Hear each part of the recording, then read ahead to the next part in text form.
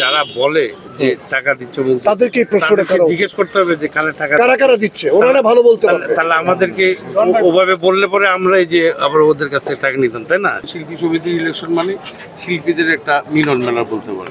এখানে সিনিয়র শিল্পী, জুনিয়র শিল্পী সবাই একত্রিত হয়, সবার সাথে সবার দেখা হয়, সবার সাথে সবার সুখ দুঃখ, আলাপ আলোচনা, স্মৃতিচারণ, নানান কিছু, যার জন্য অনেক দ্রুত গতিতে সময়গুলো পার হয়ে যায়। সকাল থেকে আমরা বিকেল পর্যন্ত ছিলাম, এখনও আছি।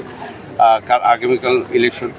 যাই হোক, আমরা দুটো প্যানেল থেকে এবার ইলেকশন হচ্ছে। আমি দিব্যল এবং মিশা পরিষদের ক্রীড়া ও সাংস্কৃতিক সম্পাদক হিসেবে কাজ করছি, দাঁড়িয়েছি, এবং আরেকটা প্যানেল নিপুণের প্যানেল।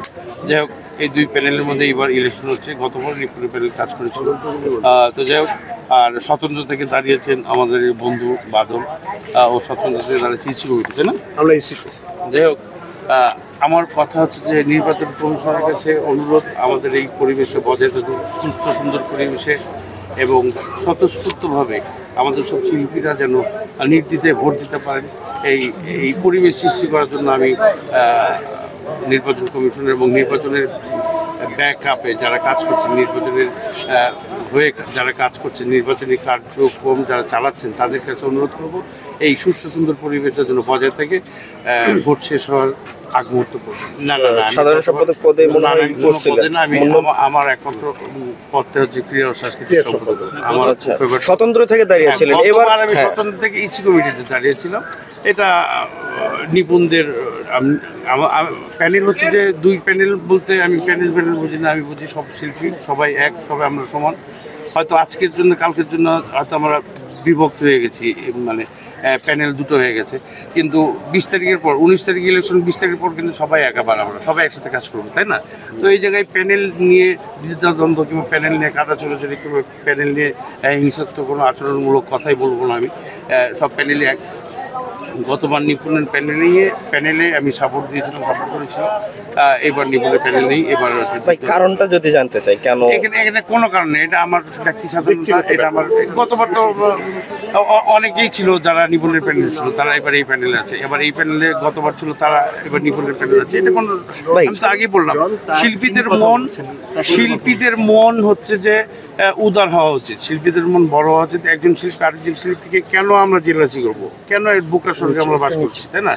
যার যার জায়গা সেই মানুষ থাকবে, যার যার স্থান থেকে সেই সুস্থ সুন্দর পরিবেশে ভোট দেবে, এটাই আমরা চাই। আমরা দ্বিধাদ্বন্দ্ব চাই না, আমরা কোনো আনন্দে বিঘ্ন ঘটাক কেউ, সেটাও আমরা চাই না। ভাই, আরেকটা বিষয় জানতে চাইবো, যারা হচ্ছে প্যানেল চেঞ্জ করেছেন, যারা হচ্ছে এই প্যানেল ছেড়ে অন্য প্যানেলে গিয়েছেন, তাদের অধিকাংশরই একটা অভিযোগ ছিল যে তারা কমফোর্টেবল ভাবে কাজ করতে পারেনি।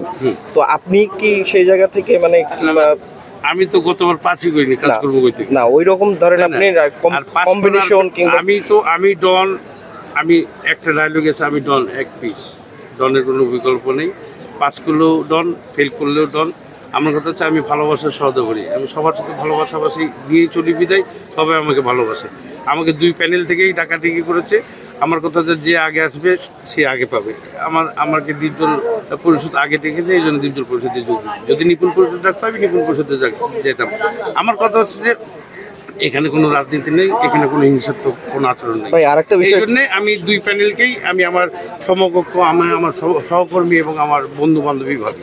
ভাই, আরেকটা বিষয় জানতে চাইবো, কাঞ্চন ভাই কিছুদিন আগে বলেছিলেন যে হচ্ছে একটা আক্ষেপ করে একটা কথা বলেছিলেন যে এখানে অনেক টাকার নির্বাচন যখন আসে তখন অনেক টাকার ছড়াছড়ি হয়, এবং এই টাকার বিষয়টা আসলে আপনার কাছে কি মনে হয়? আপনি আসলে এটা লুকাছাপার কিছু স্টেটমেন্ট কথা, যারা আমি তো চিন্তা করছি আগেরবার থেকে ইনশাল্লাহ ইলেকশন করবো না, আমি ভোটার হয়ে থাকবো, তাহলে অনেক লাভ আছে। কারণ দুই পক্ষ থেকেই অনেক উপঢৌকন পাওয়া যায়, অনেক পাওয়া যায়, মানে উৎসাহ পাওয়া যায়, উদ্দীপনা পাওয়া যায়। এটা যারা বলে তাদেরকে প্রশ্নটা করা উচিত। আর যারা বলে যে টাকা দিচ্ছে, তাদেরকে প্রশ্নটা জিজ্ঞেস করতে হবে যে কারা কারা দিচ্ছে, ওনারা ভালো বলতে পারবে। তাহলে আমাদেরকে ওভাবে বললে পরে আমরা এই যে আবার ওদের কাছে টাকা নিতাম, তাই না? এরকম একটা ব্যাপার। যে যাই হোক, এটা আনন্দ কোনো মুহূর্তে ইলেকশনগুলো করছি। টাকা পয়সা কে কাকে দিচ্ছে এটা আমরা জিজ্ঞাসা করি না, আমরা দেখিও না, আমরা শুনিও না, কিন্তু আমাদের পাল্লাতেও পড়ে না এগুলা।